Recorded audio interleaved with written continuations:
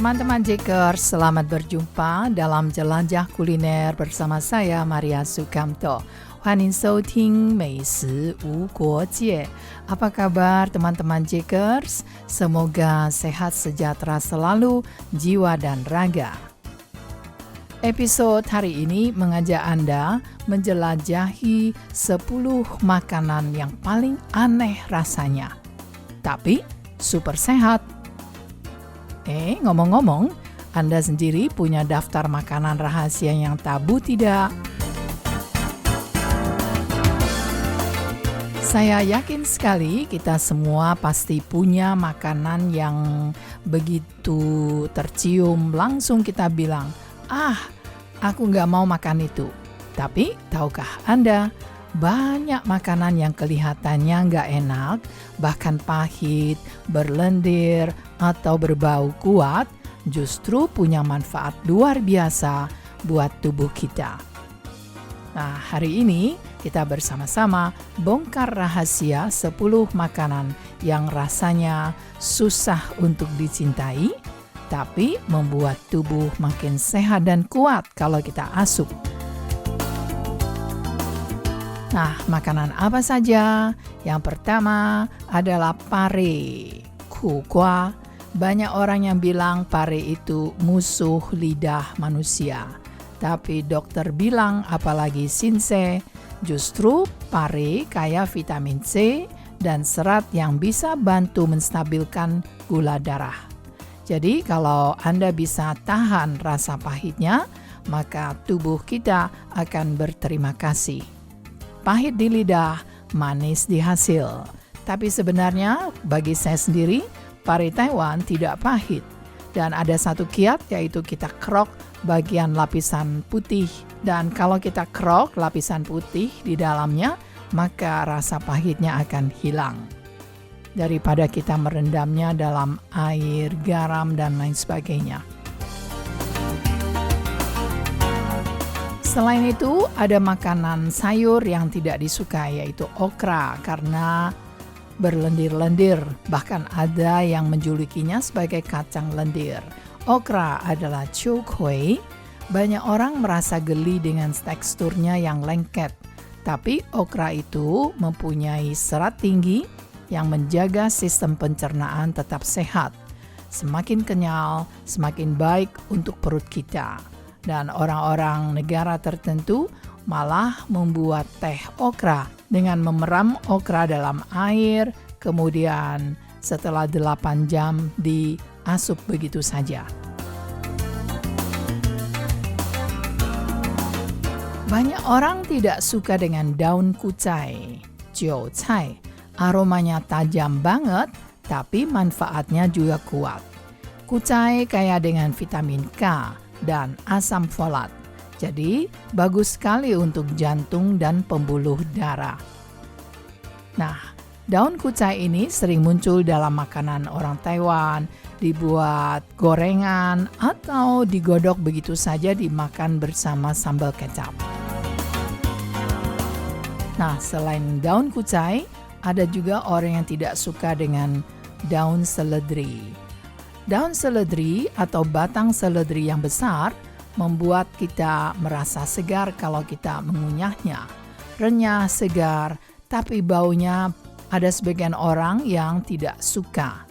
Ada yang suka merasa harum, ada yang tidak suka maka tidak mau, bahkan kabur. Padahal seledri tinggi air dan serat bisa membantu menurunkan berat badan dan membuat badan terasa lebih ringan. Nah, ada satu lagi banyak orang yang tidak suka, yaitu wortel. Apalagi anak-anak kecil. Anak-anak sering benci wortel, tapi mata kita justru cinta dengan wortel. Karena wortel kaya beta-karotin, bagus untuk kesehatan mata dan kulit. Sehingga orang tua menyulap wortel menjadi kue wortel yang tidak kelihatan wortelnya, tapi rasa dari kue bolu wortel ini sangat disukai. Semua orang suka cabai kecuali yang takut pedas. Tapi banyak orang tidak suka dengan paprika hijau karena rasanya agak getir, tapi kandungan paprika hijau akan vitamin C luar biasa tinggi. Satu buah paprika hijau bisa mempunyai lebih banyak vitamin C daripada satu jeruk.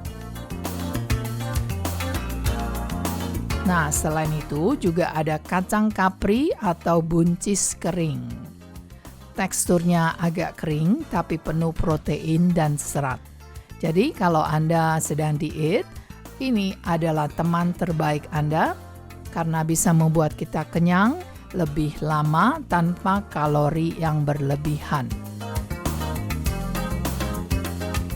Dan ada satu lagi, kale. Ini adalah superfood sejati, kaya vitamin K dan senyawa indol yang bantu melawan radikal bebas. Cuma saja teksturnya keras dan agak pahit, butuh perjuangan untuk kita jatuh cinta kepada kale.